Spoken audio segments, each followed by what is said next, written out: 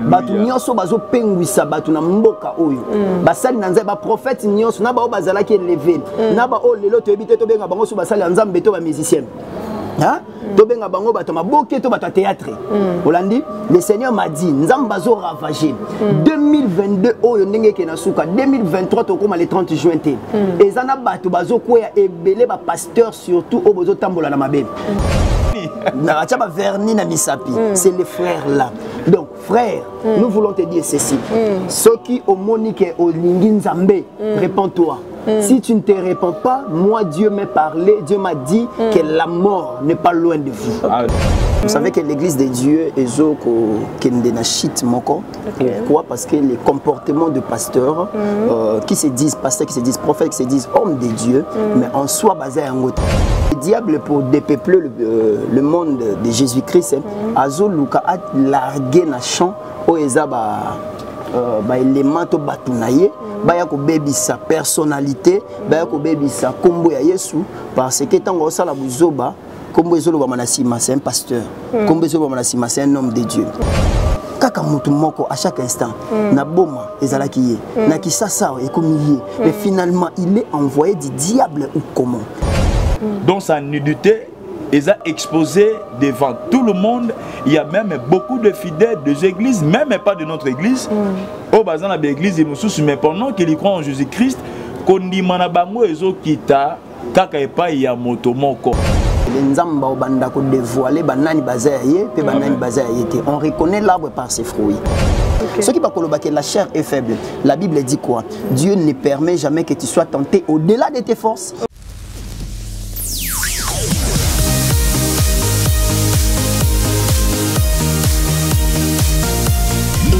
Bonjour fidèles internautes, bienvenue sur votre chaîne Sita, Autobenga Miséricorde TV. Quand on a vu Sabino chaîne, mais la rabino, bamakama malamu, ba message à malamu, et son rabino pe na banda kupo, bozoma ba conseil bien, na pesi mbote mingi na le prophète Arnaud Sikou, hein, na lingake mingi on a benga mondadi, na pesi mbote. Pourquoi pas j'ai dit merci encore na Yahweh. Walingi biso susto leka awa na Miséricorde TV. Pourquoi pas j'ai dit encore merci à ma maman chérie na Katali, maman Mouté Amounene, maman Botafla Onze Bajanine Kabedi. Pourquoi pas mon père Liki Kayembe, na PC Bambo Tebele. Et encore les voyants de cette époque Felingu dia Congo lo babi yenda mona yenda yo kaka. Nazanga moroté na plateau sans plus tarder na le deux prophètes baza pembe nanga boye babango bakombo na bango boye baba message nini o baye nango. Bonjour papa. Ouais, bonjour maman. Non benga pasteur, prophète, nani je suis l'évêque général de la voyance, les voyants de cette époque David Capita. Les voyants de cette époque David Capita. David Capita. Capinga. Capita. Capita. OK. Jacques Lalame, scanner de Kinshasa. Ah na likolo hein. Moi je m'appelle Florence Bakalonge, moi na maman Janine Kabedi. Sans plus tarder, Boni Basango. Ouais, Dieu fait grâce, nous allons bien. Aussi longtemps que le Seigneur Jésus est en vie et aussi longtemps que nous sommes sous ses pieds, nous sommes qui est malade. Ok. Biso na Miséricorde TV za rapporto ba na émission episode senga moi le samo mkiasa boko pesa biso moi prière. Oui. Seigneur Dieu de grâce, nous te disons un grand merci pour ce temps qui nous est accordé. Nous laissons ces moments en tes sentiments. Tout ce que nous aurons à dire soit sous la conduite du Saint-Esprit, dans le nom précieux et glorieux de Jésus. Bénis papa et maman qui nous suivent partout dans le monde, dans le nom de Jésus-Christ. Amen. Amen. Ah papa boni basango etonga ezali ozan etonga bien. Ah oui, Dieu fait grâce, nous évoluons toujours. Oui. En contrat na biso ya Tchango. C'est ainsi qu'on avait reçu tant des appels, tant de nouvelles. On était dit on ne peut jamais garder le silence lorsque l'église du Seigneur arrive déjà à une chute. C'est ainsi que nous sommes là. Tous les membres de l'église se portent à merveille. Ok, église Nini. Église les élus du Christ, Tchango précisément, qui Mantier route Mokali, indépendance 88A. C'est là que je suis en train d'œuvrer. C'est bon, on a mis un prophète ambulant, un prophète ambulant. Parce que l'église maloba ma kasi, soyez dans les réseaux sociaux donc. Basé belé. Et belé. Basangoni bon même les biso toke non na papa et les voyants. Les voyants de cette époque David. que vous savez que l'église de Dieu est pourquoi? Parce que les comportements de pasteurs qui se disent pasteurs, qui se disent prophètes, qui se disent hommes de Dieu, mais en soi basés à un côté. Vous savez, les diables pour dépeupler le monde de Jésus-Christ, Azo Luka a largué na champ au Ezaba. Élément to batunaye baya ko bebi sa personnalité baya ko bebi sa kombo ya Yesu parce que tango sala buzoba kombo ezolo ba manasima c'est un pasteur kombo ezolo ba manasima c'est un homme de Dieu. Il y a même un homme de Dieu dans ces pays à plusieurs fois et bazo pengwisa ba na nzambe ebele parce que il y a bandimi misusu bayaka église basambela ka c'est vrai qu'il croit au Seigneur mais balandela ka pe conduite il y a ba pasteur il y a ba sel nzambe mais à notre grande surprise kaka mutu moko à chaque instant na boma ezalaki ye na kisasa ekomiye mais finalement il est envoyé du diable ou comment parce que boyo funda ye boyo taisa misana ye libanda ou bien boyo condamné ou bien boyo peut sa conseil que ça y était bien déni. Ah oui, là je peux répondre en fait. Vous savez, et comment il attend en Israël, Zambé a utilisé les prophètes comme sentinelle. Ok. Oh, sentinelle à Malamou, il est justement là pour veiller, surveiller et annoncer lorsqu'il y a déjà un danger. Alors, comme si nous sommes aussi des sentinelles de cette époque. Dieu nous avait parlé de passer à la média, moyennant par vos appels. C'est ainsi que nous sommes là. Dénoncer, mais ça là, bateau, bazali, baramassi, mais dans l'œuvre de Dieu. Parce que vous allez comprendre quelque chose, même pendant que Israël, bazobi manarat d'Égypte, il y a des gens qui ne comprennent pas. Cela ne veut pas dire que non, ce n'était rien, ce n'était pas que les Israélites ont manarat d'Égypte.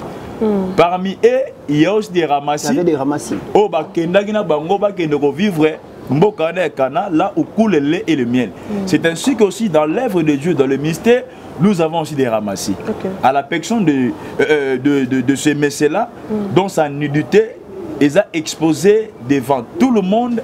Il y a même beaucoup de fidèles des églises, même pas de notre église. Au bazar de l'église, mais pendant qu'ils croient en Jésus-Christ, kondimana bango ezo kita kaka epai ya moto moko bolumbu na ezo lakisama matin midi soir église na quartier 4 Nanjil église bazo bengana e moyena toujours par l'impudicité. C'est ainsi que nous sommes là pour dénoncer cela. Merci beaucoup. Mais on dirait comment on est un prophète, un chanteur, un mbelanda, mais parce que si on est bien, un musicien, on a une mutakalisation, on a une bande, on a une comment on a point on a une mission, on a une mokili ou soit, bosa ngopo bozaka na nzoto boana boza pe na nzoto bien ndenge. Ah oui, là je peux vous répondre ceci. Apôtre Paul a dit à Timothée, que mon fils Timothée, moi je te conseille de combattre un bon combat. Or, dans la bataille pour combattre un bon combat, tu dois d'abord localiser ton adversaire pour mieux combattre un bon combat. Or, l'adversaire permanent de la vie d'une personne est d'abord faiblesse. Ils ont non, la chair est faible, mais l'esprit est bien disposé.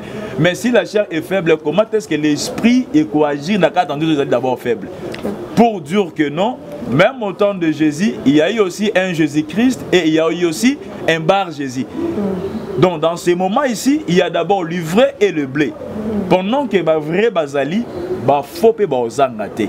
Donc c'est un phénomène un peu démoniaque.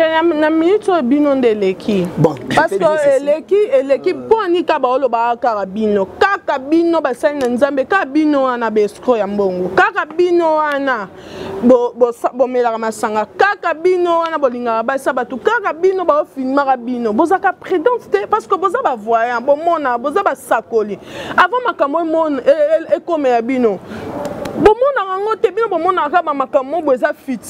Pourquoi? Ouais, le Seigneur nous avait dit déjà que dans ces temps où on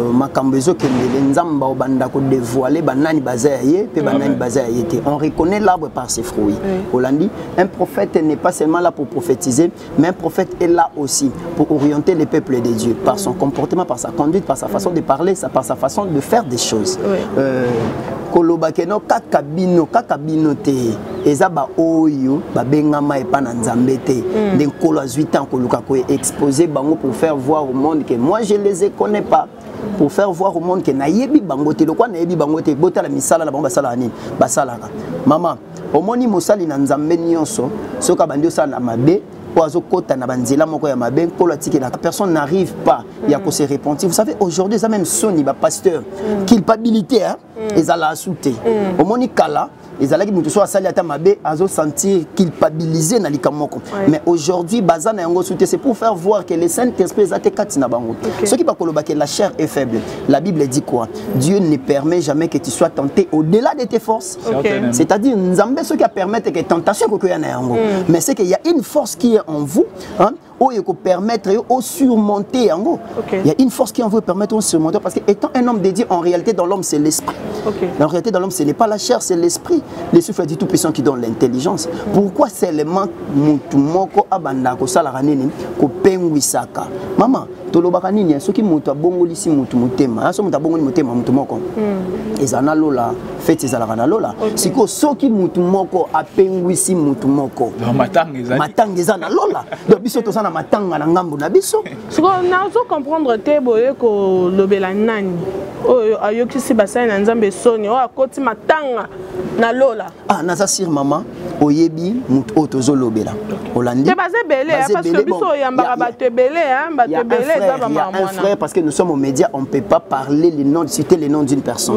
Olandi nous sommes aux médias on ne peut pas parler citer les noms d'une personne hein? Mais il y a un frère un frère qui était des nôtres. Non, un bien-aimé un frère pas un prophète hein? Un frère qui était des nôtres mais kaka ye wana zo pengwisaka bato na yoki frère nanga pa lobi abi babenganya ke na boma babenganya sous l'église mona mo hein ah oui c'est comme ça il y a des images qui sont là kalate va balancer yango azaki na boma na année 2020 akena bato le kutuba ke no sala miracle mais il s'est fait que ils étaient au nombre de 3 là dont je me réserve de citer le nom ayebi mtozo le belawana même ozali chargé à sécurité na ville wana ya boma a filmaka ba image wana depuis boma et akati awana ki et tambola ye akimaka mais oya memaki lokola équipe n'est pas ça la miracle à lokuta bazaki ba victime d'une arrestation il se fait que aye lusuna Kinshasa akiko ça la prière na ndako ya batu jusqu'au point que non motakala ya je sais pas comment lui appeler un prophète un frère ou un diacre là je ne sais pas moi si c'est un intercesseur un ramassis dans l'évangile quelqu'un qui n'a pas l'appel mutaka et milibanda pour votre information azaki na église na quartier 4 na Njili aye ko bimana mwana ya tate à lopango tata lopango ko se prendre ye ezaki nini bimaki ezaki mondimité tata lopango azana ba histoire donc nyongo église ezo fouté là c'est ainsi que mais il faut beaucoup plus prier à Dieu que Dieu vous donne de l'argent. L'église et foutez la raté pour la bouzo baoyo. On fout en église, nyongo komi e belé, bon on fout en nyongo zate le kola. Moi, n'étant le point à confiance et pas à papa. Papa soit charge à payer ça sur et pas à moi. Ce qu'il y a en place, après ça, moi, il y a le point au bongo. Après ça, il y a soit après ça sur un autre. Ils essaient de faire des histoires là pareil. Mais bon, temps comment on est pas battu un peu bailler. Yo nous a capacité à retanga.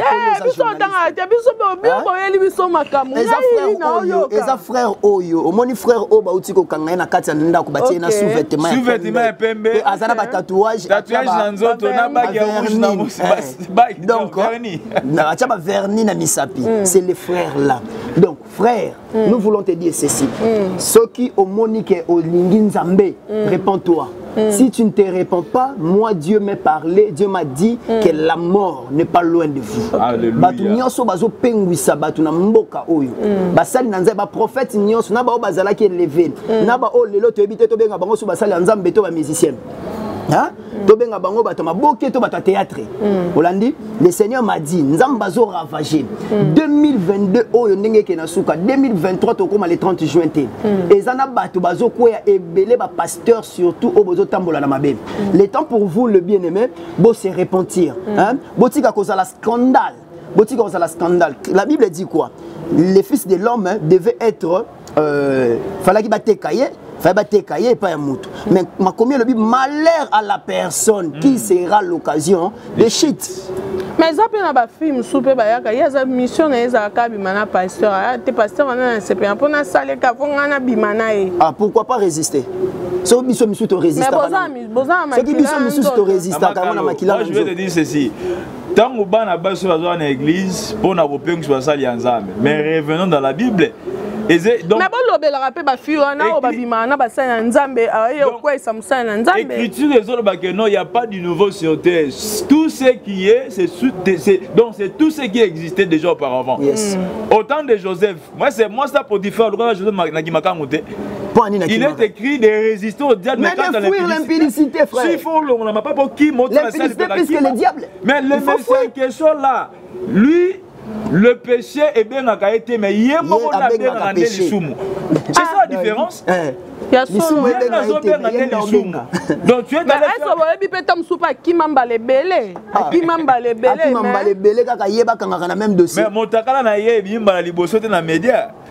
mais c'est comme voilà, là pourquoi il n'est pas appelé de Dieu? Malheur n'a bateau union surtout pour sa confiance c'est pas inaïe parce que il n'est nu pas même un frère. Conseil le frère, on était à la prière au moins pendant 14 jours de prière. Dieu nous avait parlé à propos de toi. Et moyennant par des appels aussi récits, on devait passer aux médias pour nous dire que non, Dieu t'accorde encore le temps de se repentir. On ne peut jamais fêter, je te parle comme un prophète, on ne peut jamais fêter l'indépendance de notre pays Congo-Kinshasa au mois du 30 juin de l'année prochaine. Donc si tu ne te repens pas, il faut fêter l'indépendance l'année prochaine. Donc Dieu te donne encore le temps, repens-toi. Zonga na ba bonne voix, zonga na ba sens ya malam, car le Seigneur a encore besoin de toi. Bon, et bande ni soka se repentir. Il va passer ici à la média. Bande on a biso ba osala système na biso ya mutakalisation ya ceux qui pète là. Alors ba qui ont déjà avant m'emmener ça les ma awa que non, ngana salaka na banda aussi à la bakisi.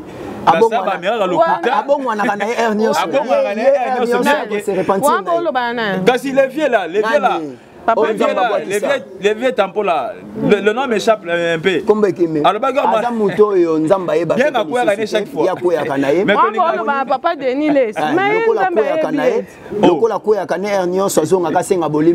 mais cette fois-ci, le Seigneur veut que tu puisses te repentir sincèrement. Oui. À se repentir sincèrement. Pourquoi? Parce que l'épée de l'Éternel n'est pas loin de sa vie.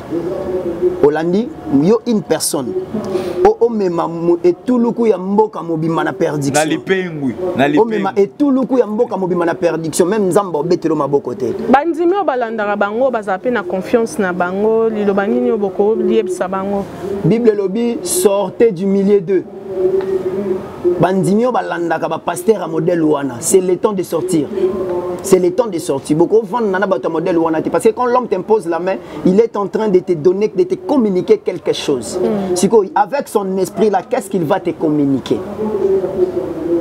Un papa responsable comme vous, un monsieur responsable comme vous, obandako ki sanzoto ya basi boye ke nazana nini babenga ngonini barbecue.